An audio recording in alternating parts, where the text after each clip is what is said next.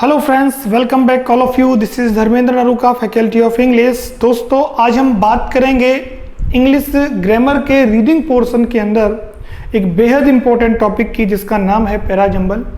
आज पैराजंबल के बारे में हम उन सभी चीज़ों को जानने की कोशिश करेंगे जो किसी भी पैराजंबल को सॉल्व करने के लिए ज़रूरी होती हैं।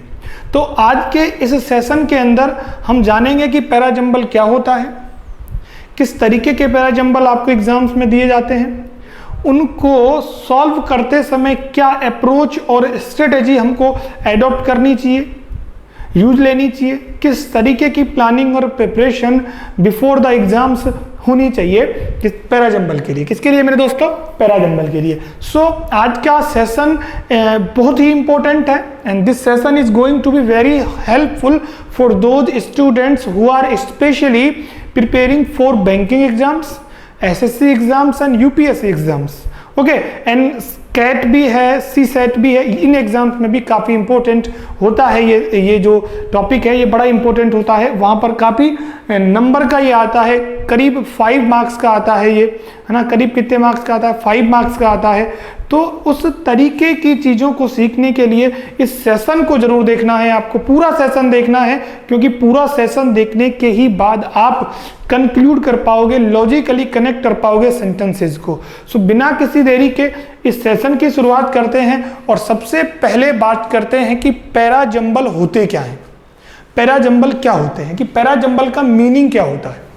सुनिएगा मेरे प्यारे दोस्तों, पैराजंबल का मीनिंग होता है कि जब आपको सेंटेंसेज को अव्यवस्थित क्रम में दे दिया जाए, यानी सेंटेंसेजों का जो क्रम होता है, सेंटेंसेज का जो क्रम होता है, उसको चेंज कर दिया जाए और उनको जंबल का मतलब होता है स्थान को क्या कर देना, स्थान डिस्प्लेस्ड कर देना, यानी जो प्लेस पे होना चाहिए ना उसको डिस्प्लेस कर दिया। अब डिस्प्लेस कर दिया तो आपको सेंटेंस को क्या करना पड़ेगा, वापस रीअरेंज करना पड़ेगा।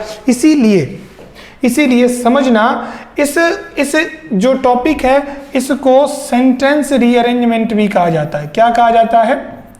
Sentence rearrangement. क्या कहा जाता है? Sentence rearrangement. ये ध्यान रखना, इसको सेंटेंस रीअरेंजमेंट के नाम से भी पूछ लिया जाता है। तो इस चीज को आप माइंड में रखोगे कि सेंटेंस रीअरेंजमेंट बोल दो या फिर आप पैराजंबल्स बोल दो, बोथ आर सिमिलर, दोनों एक ही बात है। या पैराजंबल की बात हो या सेंटेंस रीअरेंजमेंट की बात हो, करना क्या होता है पैराजंबल में? सेंटेंस को रीअरेंज ही तो करना होता है, उनके क्रम में जमाना होता है। Is that clear? तो ये तो रही पैराजंबल की बात, की पैराजंबल होता क्या है। अब बात करते हैं कि पैराजंबल एग्जाम में कितने तरीके का आता है, यानी कितने प्रकार का एग्जाम में इसे पूछा जाता है। तो समझना मेरे दोस्तों, इसको पूछने के 2 तरीके होते हैं। कितने तरीके होते हैं? 2 तरीके होते हैं। यानी एक तरीका तो ये है कि आपको 5 स्टेटमेंट दे दिए जाते हैं, सेंटेंस दे दिए जाते हैं, जिनको आपको क्या करना होता है, रीअरेंज करना होता है। यानी इस तरीके के आपको 5 क्या दे दिए गए, सेंटेंस दे दिए गए। इन सभी सेंटेंसेज को मेरे दोस्तों आपको क्या करना होता है, रीअरेंज करना होता है। यानी सी पहले आ जाएगा, बी बाद में चला जाएगा। एक लॉजिकली जो लिंक्ड सेंटेंस हैं उनको हमें व्यवस्थित क्रम में जमाना होता है। तो एक टाइप तो हो गया इसका ये। दूसरा जो पैराजंबल का जो टाइप होता है ना मेरे दोस्तों, वो होता है आपको सेंटेंस नंबर 1, यानी सेंटेंस नंबर 1 आपको दे दिया जाता है और उसके बाद सेंटेंस नंबर 6 आपको दे दिया जाता है। क्लियर है?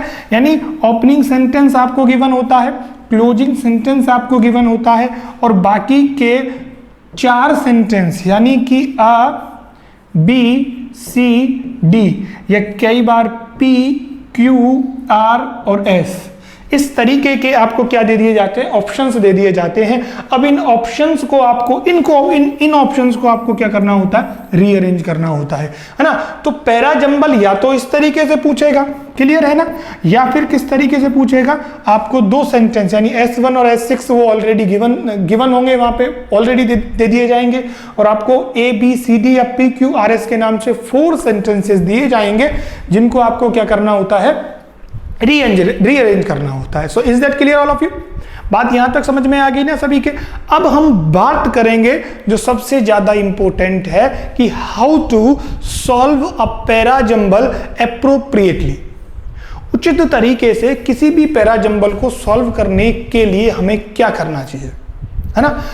इस चीज को मैं आपको बड़े डिटेल में क्लियर कट एक्सप्लेनेशन के साथ बताने जा रहा हूं, तो आप कंसंट्रेशन के साथ बैठिए, फोकस के साथ बैठिए और चीजों को समझने की कोशिश कीजिए मेरे दोस्तों। देखो किस तरीके से पैरा जंबल को हम सॉल्व करते हैं और क्या हमारी अप्रोच रहेगी। तो अब हम बात करेंगे इसके अंदर यूज होने वाली अप्रोच की, यानी पैरा जंबल को सॉल्व करने के लिए हमारी अप्रोच क्या होगी, है ना। इसको सॉल्व करने के लिए हमारी जो अप्रोच है वो क्या होनी चाहिए, है ना, या फिर हम कह दें कि स्ट्रेटेजी क्या होनी चाहिए। तो आज हम बात करेंगे इसकी अप्रोच की और स्ट्रेटेजी की, या फिर हम बात कर सकते हैं हमारी प्लानिंग एग्जाम से पहले क्या होगी और इसके लिए किस तरीके की प्रिपरेशन हम करें, इसकी किस तरीके की प्रिपरेशन हम करें ताकि हम पैरा जंबल को बड़े आसानी के साथ सॉल्व कर पाए, है ना। तो सबसे पहले बात करते हैं हम इसकी अप्रोच की, है ना। सबसे पहले हम बात किसकी करते हैं, इसकी अप्रोच की। और अप्रोच में भी जो सबसे पहले नंबर का पॉइंट है, यानी फर्स्टली सबसे पहले जिस चीज को मेरे दोस्तों आपको करना है ना वो समझ लेना आप। अगर ये बात आपको समझ में आ गई ना तो फिर बहुत सारी प्रॉब्लम्स कम हो जाएंगी पैरा जंबल को सॉल्व करते समय। अब देखिए सबसे पहले क्या करना है, सबसे पहले करना क्या है आपको, सबसे पहले आपको पैसेज को रीड करना है ना। क्या करना है, रीड द पैसेज। सबसे पहले क्या करना है, रीड द पैसेज, है ना। क्या करना है मेरे दोस्तों, रीड द पैसेज अटेंटिवली। समझना, ये अटेंटिवली मैं क्यों कह रहा हूं, यानी बड़े ध्यान पूर्वक आपको पैसेज को पढ़ना है। जितने भी सेंटेंसेज आपको गिवन है ना उन सभी सेंटेंसेज को आपको ध्यान पूर्वक पढ़ना है, माइंड को कंसंट्रेशन पर लाकर पढ़ना है ताकि पैसेज हमें समझ में आए, है ना। पढ़ने के साथ साथ हमें उसे करना है कॉम्प्रीहेंड। क्या करना है मेरे दोस्तों, कॉम्प्रीहेंड करना है। कॉम्प्रीहेंड यानी उसे हमें अंडरस्टैंड करना है। क्या करना है, उसे समझना है, ठीक है, उसे क्या करना है, समझना है। यानी सबसे पहले आपको उस पैसेज को, उन सेंटेंसेस को रीड करना है, उनको समझना है, उनके मीनिंग को समझना है। और मीनिंग को अगर आप समझते हो तो आपके सामने दो तरीके की बातें आ जाएंगी, यानी आपको पता लग जाएगा कि इस जो पैसेज है उसकी थीम क्या है और इसका सेंट्रल आइडिया क्या है। क्या मेरे दोस्तों, सेंट्रल आइडिया। अब समझने की कोशिश करना ये सेंट्रल आइडिया क्या है, ये थीम क्या है। यानी कि जब आप किसी पैसेज को मेरे दोस्तों बड़े ध्यान से पढ़ते हो, उसको समझते हुए पढ़ते हो, उसके मीनिंग को डाइजेस्ट करते हो, कॉम्प्रीहेंड करते हो, अंडरस्टैंड करते हो, तो फिर हमें उसकी थीम पता लगती है। क्या पता लगती है, थीम पता लगती है। थीम पता लगती है यानी कि उसका सेंट्रल आइडिया, इस चीज का बेस क्या है, ये किस चीज पर आधारित है, तो उसके बेस का पता लग जाता है। हमको किसका पता लग जाता है, बेस का पता लग जाता है। और अगर एक पैसेज का बेस आपको पता चल गया ना, बेस अगर आपको पता चल गया ना तो फिर आपको वो पैसेज आपके माइंड में फिट हो जाता है और चीजें बड़ी आसानी से समझ आ जाती हैं। यानी फिर आपको सेंटेंसेज का मीनिंग समझ में आ जाएगा and that will help you to connect the sentences appropriately, mind it, clear it. वो फिर क्या करेगा, जब सेंटेंस को आप कनेक्ट करना चाहोगे तो लॉजिकली कनेक्शन जोड़ने में वो बड़ी मदद करेगा। तो सबसे पहले पैरा जंबल को सॉल्व करने के लिए उसको अच्छे से पढ़ना है, समझना है और उसकी थीम का पता लगाना है, सेंट्रल आइडिया का पता लगाना है, बेस का पता लगाना है। Is it clear all of you? बात यहां तक समझ में आ गई। सबसे पहले आपको क्या करना है, क्या करना है, पढ़ना है, ठीक है। ये तो रही फर्स्टली बात। इसके बाद आपको फिर आगे जाना है और फिर बात करनी है आपको, देखो किस चीज की, उसको समझिए। फिर आपको जाना है सेकंड पॉइंट पे जो मैं बता रहा हूं आपको। सेकेंडली आपको क्या करना है, सेकेंडली मेरे दोस्तों करना क्या है, आपको सेंटेंस के अंदर ओपनिंग और क्लोजिंग सेंटेंस ढूंढने की कोशिश करनी है। क्या ढूंढना है, आपको करना है आइडेंटिफाई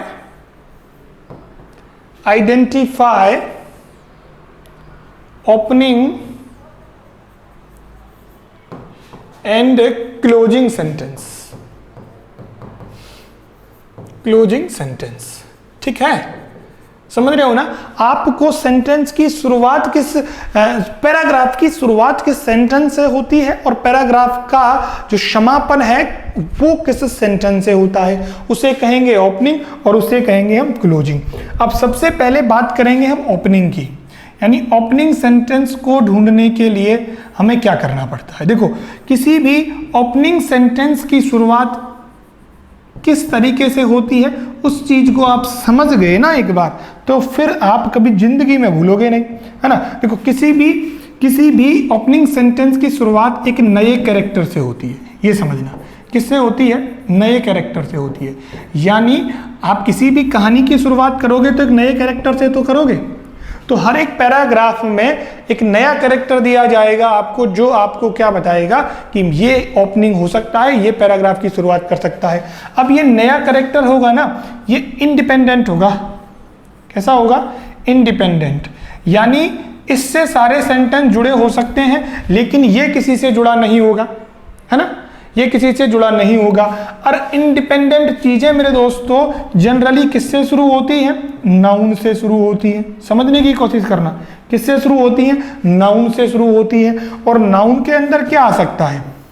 कोई पर्सन हो सकता है ना, कोई प्लेस हो सकता है ना, कोई आइडिया हो सकता है ना। तो ये तीन चीजें मेनली हो सकती हैं, पर्सन होगा, प्लेस होगा या आइडिया होगा। ये तीन चीजें मेन रूप से हो सकती है। जनरली प्रोनाउन से किसी भी सेंटेंस की ओपनिंग नहीं होती। देखो, प्रोनाउन किसी सेंटेंस की ओपनिंग नहीं करता, है ना। लेकिन प्रोनाउन अगर फर्स्ट पर्सन है, कौन सा पर्सन है? फर्स्ट पर्सन है, तो फर्स्ट पर्सन किसी भी सेंटेंस की ओपनिंग हो सकता है। फर्स्ट पर्सन के अलावा कोई दूसरा या सेकंड और थर्ड पर्सन प्रोनाउन आपका ओपनिंग सेंटेंस की शुरुआत नहीं कर सकता। क्लियर है ना? जनरली प्रोनाउन नहीं होता है, लेकिन प्रोनाउन अगर फर्स्ट पर्सन है तो वो कर सकता है, अगर ऐसी कुछ बात हुई है तो। अदरवाइज याद ये रखना कि सेकंड और थर्ड पर्सन हुआ ना, तो वो क्या नहीं करेगा? आपके सेंटेंस की शुरुआत बिल्कुल नहीं करेगा। क्लियर है? सबको समझ में आ गई? तो ओपनिंग सेंटेंस को जनरली इस तरीके की बातों से हम ढूंढ सकते हैं। ठीक है, ठीक है। इसके बाद अगर मैं बात करूं कि क्लोजिंग सेंटेंस को ढूंढने के लिए हम क्या करें? क्लोजिंग सेंटेंस को ढूंढने के लिए हम क्या करें? यानी अगर बात करें क्लोजिंग सेंटेंस की मेरे प्यारे दोस्तों, तो क्लोजिंग सेंटेंस को ढूंढने के लिए आप एक ऐसे सेंटेंस पे जाओगे जो क्या करता है? कंक्लूड करता है ना, कंक्लूड करता है, या फिर logically connected to the entire passage या पैराग्राफ। ठीक है, क्लियर है? यानी ओपनिंग सेंटेंस के बाद जब हम क्लोजिंग की बात करें तो क्लोजिंग सेंटेंस कंक्लूड करने का काम करेगा, यानी पूरे की पूरे पैसेज को कंक्लूड करेगा या फिर लॉजिकली कनेक्टेड करेगा पूरे की पूरे पैराग्राफ को। That is your closing sentence, है ना, that is your closing sentence. तो ये तो रही बात किसकी मेरे दोस्तों?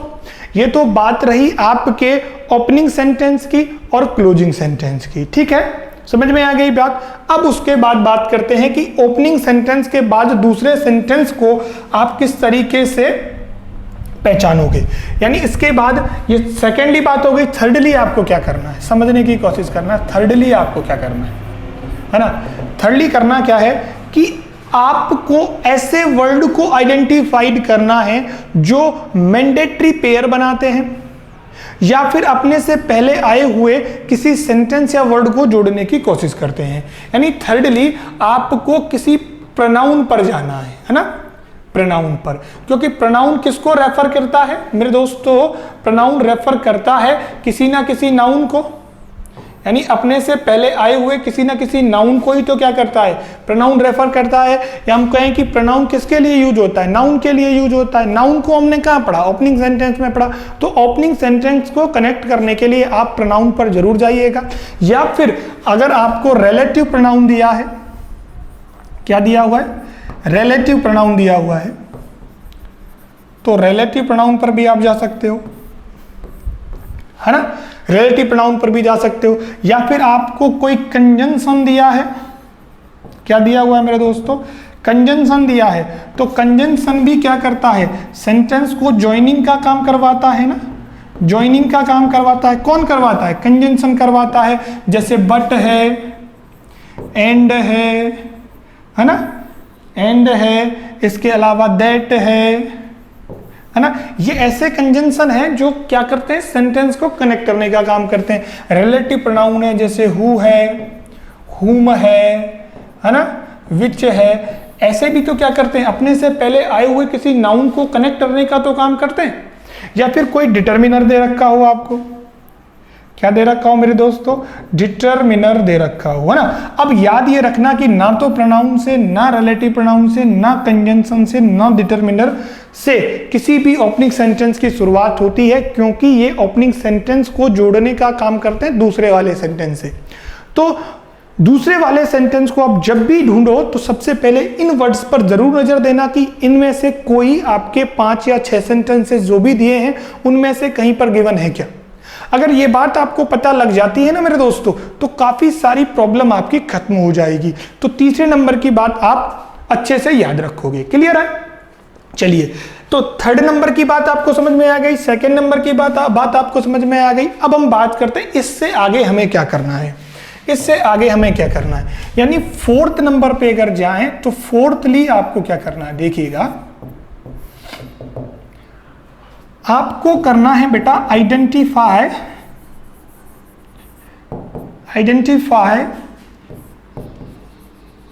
Transition word. क्या करना है, ट्रांजिशन वर्ड्स को ढूंढना है। अभी ट्रांजिशन वर्ड्स क्या होते हैं, देखो ये ट्रांजिशन वर्ड्स होते हैं, एग्जाम्पल के लिए मैं आपको बताता हूं। जैसे मैंने कह दिया अबव, है ना, मैंने कह दिया बिलो, मैंने कह दिया हाउएवर, मैंने कह दिया मोर ओवर, मैंने कह दिया हैंस, ठीक है, क्या कह दिया, हैंस कह दिया, हमने कह दिया स्टिल, है ना, as well as, in order to,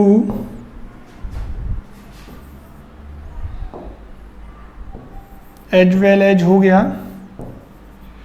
in order to हो गया। तो ये कैसे वर्ड है, ये ट्रांजिशन वर्ड है मेरे दोस्तों। कैसे वर्ड है, ट्रांजिशन वर्ड है जिनका यूज किसी सेंटेंस को जोड़ने के लिए किया जाता है। जैसे मीन वाइल हो गया, है ना, अच्छा वाइल है वो, टी नहीं है, या ना टी नहीं है वो, ठीक है, मीन वाइल है। इसके अलावा वाइल हो गया, समटाइम्स हो गया। तो अगर ऐसे वर्ड्स आपको मेरे दोस्तों मिलते हैं तो ये भी क्या करने का काम करते हैं, ये क्या करने का काम करते हैं, सेंटेंस को जोड़ने का काम करते हैं। यानी ये अपने से पहले आए हुए किसी सेंटेंस के बारे में जानकारी देते हैं। यानी इन चीजें, इन वर्ड से हमें पता लग जाता है कि कुछ ना कुछ इनसे ऊपर जो हमें दिया गया है ना, वो हमारे बेटा काम का है, और उस चीज को इस चीज से रिलेट करके आप सेंटेंस का पता लगा सकते हो कि ये वाला सेंटेंस इस वाले सेंटेंस के नीचे आएगा, यानी ये इसको फॉलो करेगा। क्लियर बात समझ में आ गई ना आपको। फिफ्थ वाले में क्या करना, ऐसे वर्ड्स पर भी नजर डालनी है जिन्हें ट्रांजिशन वर्ड बोलते हैं, और ये इस तरीके के वर्ड होते हैं जो लॉजिकली कनेक्ट करने का काम करते हैं सेंटेंसेस को मेरे दोस्तों, और आप फिर काफी सारी बातों को समझ जाओगे जब इनको अगर आपने एक बार सेंटेंस में देख लिया तो। क्लियर, यहां तक की बात समझ में आ गई। फिर देखिए, फिर उसके बाद जो लास्ट जो आपकी एक प्रो ट्रिक है जो बहुत ही इंपॉर्टेंट होती है, उस पर आपको जरूर जाना है, and that is number fifth. Number fifth पे जो आपका इंपॉर्टेंट है ना वो समझना। नंबर फिफ्थ पे है एलिमिनेशन। क्या है, एलिमिनेशन, ठीक है। एलिमिनेशन है, एलिमिनेशन किसका? ऑप्शंस का, किसका? ऑप्शंस का। यानी ऑप्शंस को आपको एलिमिनेट करना है ना। यानी करना क्या है आपको? Eliminate the options, eliminate the options which are not fit, है ना। जो ऑप्शंस फिट नहीं होते उनको आपको एलिमिनेट कर देना, यानी उनको आपको बिल्कुल हटा देना है वहां से। फिर क्या होगा कि जैसे आपके पास 4 ऑप्शन है, 4 ऑप्शन है, सपोज कीजिए आपके पास 4 ऑप्शन है, मैं 4 ऑप्शन आपको दे देता हूं, ठीक है। जैसे मैंने यहाँ पे दिया A, C, D, B और E, ठीक है। ये 5 ऑप्शन हो गए आपके। फिर मैंने दे दिया आपको C, मैंने दिया आपको C, D, A, B और आपका बचा कौन सा? E, ठीक है। उसके बाद मैंने आपको ऑप्शन दिया C, A, D, B और E। उसके बाद ऑप्शन दिया मैंने आपको B, E, A, C और D, ठीक है। तो इस तरीके से हमने यहाँ पर चार ऑप्शन है हमारे पास, जिनमें देखो आपके सामने सारी चीजें हैं ना। अब देखो जैसे आप पहले वाले ओपनिंग सेंटेंस पे गए तो इससे पता ये लग जाएगा। देखो आपका ओपनिंग सेंटेंस होगा ना, या तो ए वाला हो सकता है, या बी वाला हो सकता है, या सी वाला हो सकता है। यानी आपका जो डी और ई होगा ना, वो क्या नहीं हो सकता? वो क्या नहीं हो सकता? ओपनिंग सेंटेंस नहीं हो सकता। लास्ट में गए तो लास्ट में पता लगा या तो डी होगा या ई होगा, यानी हमारा जो ये तो ओपनिंग हो गया, और जो क्लोजिंग सेंटेंस होगा ना वो या तो हमारा ई होगा या डी होगा। यानी इस तरीके से आपका ए, बी और सी क्या हो जाता है? कैंसिल हो जाता है। तो यानी आपको अब लास्ट में बातें सुलझ जाएंगी, यानी या तो ई और डी आपका क्लोजिंग सेंटेंस होगा, या ए, बी और सी आपका क्या होगा? ओपनिंग सेंटेंस होगा। तो इनसे आप काफी सारी जो प्रॉब्लम्स क्रिएट करने वाली चीजें उनको अलग कर देते हो, तो चीजें आपके सामने सॉर्ट हो जाती हैं, अच्छे से समझ में आने लग जाती हैं, और आप उनको अच्छे से कर भी पाते हो। यानी एलिमिनेशन और ऑप्शन जरूरी है। आप किस तरीके से ऑप्शंस को एलिमिनेट करते हो, और आपको करना भी है इस तरीके से कि आपकी जो समस्या है वो कम हो, बढ़े नहीं। और आप इस आधार पर अगर करोगे तो प्रॉब्लम बिल्कुल भी नहीं आएगी मेरे दोस्तों। समझ में आ रही है ना बात? तो ये 5 बातें मैं आपको वापस रिपीट कर देता हूं। वो 5 बातें कौन कौन सी हैं, देखो आपको भी समझ में आ जाएंगी सारी बातें। देखो हमने यहां शुरू किया था, ये तो उसके टाइप थे। उसके बाद जो बात की थी, देखो सबसे पहले आपको क्या करना है? पैसेज को पढ़ना है। सबसे पहले पैसेज पढ़ना है, उसको समझना है। उसके बाद उसकी थीम पता करना है और उसके बेस का पता करना है। उसके बाद आपको क्या करना है? ओपनिंग और क्लोजिंग सेंटेंस को पहचानना है कि ओपनिंग सेंटेंस में क्या होता है। देखो न्यू कैरेक्टर होते हैं, इंडिपेंडेंट होता है, नाउन होगा, पर्सन प्लेस आइडिया होगा, और प्रोनाउन फर्स्ट पर्सन भी कई बार क्या हो सकता है? ओपनिंग सेंटेंस में होता है। लेकिन सेकेंड और third person pronoun generally opening sentence का काम नहीं करते। ये समझ लेना, क्लियर है? ये समझ लेना, ठीक है। उसके बाद बात की थी हमने, क्लोजिंग सेंटेंस कंक्लूड करता है ना, यानी लॉजिकली कनेक्टेड होता है किससे? एंटायर पैराग्राफ से, है ना। एंटायर पैराग्राफ से उसका संबंध होता है। तो ये बातें भी हमें समझ में आ गई। उसके बाद हमने बात की थी कि प्रोनाउन रेफर करता है किसको? नाउन को। प्रोनाउन मेरे दोस्तों किसको रेफर करता है? नाउन को रेफर करता है। और नाउन को रेफर करता है, क्यों करता है? क्योंकि प्रोनाउन काम ही किसके लिए करता है? नाउन के लिए करता है। या फिर रिलेटिव प्रोनाउन कोई होगा, यानी हु, हुम और विच होगा, जो भी अपने से पहले किसी नाउन को बताएगा। तो प्रोनाउन, रिलेटिव प्रोनाउन, कंजंक्शन और डिटरमिनर, इनमें से कुछ आए हैं तो ये अपने से पहले आए हुए किसी नाउन के बारे में तो ये तो बताते हैं। तो फिर उससे क्या होगा? आपको सेकंड वाले सेंटेंस का, ओपनिंग सेंटेंस के बाद का जो सेंटेंस है उसका क्लियर कट एक्सप्लेनेशन मिल जाएगा, तो आप लॉजिकली उस चीज को कनेक्ट कर पाओगे, ठीक है। थर्डली समझ में आ गया। उसके बाद हमने बात की थी फोर्थली की, यानी 4th नंबर के सेंटेंस की, 4th नंबर के पॉइंट के सेंटेंसेस को जोड़ने के लिए हमको ट्रांजिशन वर्ड्स अगर आपको समझ में आते हैं, कहीं मिलते हैं, तो इनसे भी काफी ज्यादा हेल्प आपको मिलने वाली है मेरे दोस्तों। आप बहुत अच्छे से इन चीजों को ढूंढ पाओगे, तो सेंटेंस को कनेक्ट अच्छे से कर पाओगे। तो अगर ये वर्ड्स अगर दिखे हैं ना आपको, दिखते हैं आपको, तो आप अच्छे से देखो। जैसे बिकॉज दिख जाए, है ना, बिकॉज क्या करता है? रीजन को बताता है, कोई रीजन पूछा हुआ है तो ये आने चाहिए आपको, है ना। ग्रामेटिकल रूल्स भी इसमें कहीं ना कहीं फॉलो करते हैं, ठीक है। उसके बाद हमने बात की कि आपको एलिमिनेशन ऑप्शंस आना चाहिए, कि आपको ऑप्शंस हैं तो किन किन ऑप्शंस को हटाना है, किन किन को रखना है, लास्ट में कौन कौन से आते हैं। तो ये एक पजल की तरह है, जिस तरीके के आप रीजनिंग में पजल सॉल्व करते हो ना, वो पैराजंबल है, वही आपका मेरे दोस्तों क्या है, पैराजंबल है। तो इस तरीके की बातें भी आपको ध्यान में रखनी है, ठीक है। इसके बाद जो लास्ट में जो सबसे ज्यादा इंपॉर्टेंट है वो क्या है, समझने की कोशिश करना। जो मैं चीजों को बता रहा हूं उनको समझने की कोशिश करना। देखो मैंने जितने भी आपको कॉन्सेप्ट और अप्रोच बताए, उन चीजों को फॉलो करते हुए आप प्रॉपर कॉन्टेक्स्ट को ध्यान में रखते हुए, किस चीज पर ये बेस्ड है, साथ साथ मीनिंग का ध्यान रखते हुए, किसका ध्यान रखते हुए, मीनिंग का ध्यान रखते हुए आपको किसका सॉल्यूशन करना है, किसको सॉल्व करना है, पैराजंबल को करना है। यानी आपके कॉन्सेप्ट अच्छे हों, कॉन्टेक्स्ट को समझो और मीनिंग को समझो, तो बातें 90% तक क्लियर हो जाती हैं। और इन सभी को करने के लिए मेरे दोस्तों आपको जरूरत है किसकी, प्रैक्टिस की, है ना। Practice again and again, bar bar practice कीजिए, ठीक है। अगेन एंड अगेन प्रैक्टिस करनी है ना। जितनी आप प्रैक्टिस कर सकते हो उतनी प्रैक्टिस कीजिए। इससे क्या होगा, आपकी जो लैंग्वेज स्किल्स हैं, ठीक है, आपकी रीडिंग स्किल्स हैं, कैसी स्किल्स, रीडिंग स्किल्स हैं, और आपकी अंडरस्टैंडिंग स्किल्स हैं, ठीक है। इनको आपको क्या कर लेना है, डेवलप कर लेना। इन सबको आपको डेवलप करना है मेरे दोस्तों, है ना। इन सभी को अगर डेवलप कर लेते हो तो फिर आपको किसी भी तरह की प्रॉब्लम नहीं आएगी।